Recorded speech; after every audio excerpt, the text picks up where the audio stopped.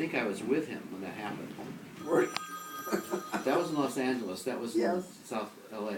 Yeah. Okay. Yes. Yeah, there was a guy, there was a, What's up? ¿Qué pasa? we had to cross a railroad crossing, and the engineer stopped the train What's right that? on the crossing, and there's a long line of cars just sitting there. And Yeah, we had a he good stopped lunch. it there like, Well, I said over 12, I think. Dave, you know, You're ruining. Dave, you're ruining the story. Get out. that's the Go in the Israeli. room. They're filming it, go! Okay. So, Okay, goodbye. so the engineer stops the train on the Okay, crossing, bye-bye. and as though he was gonna have to back up and get another car or whatever. Then Jack looks up, and the engineer's sitting there drinking coffee. He's not going anywhere. And so he walked up to him and he said, you know, I couldn't tell what he was saying. I could see him. And he, and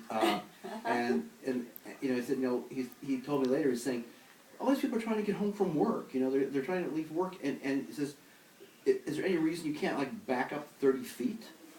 And the guy gave him some kind of lip because he's sitting, you know, 17 feet above him. There's no way he can get to him in the engine.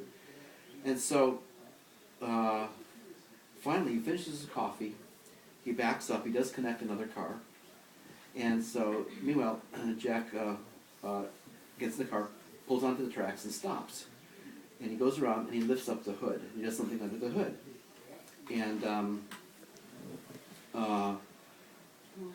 And so then we get back in the car, we just sit there. And then the engineer motions that he wants to get through, the crossing, because he's got a schedule to keep, but he just sits there. And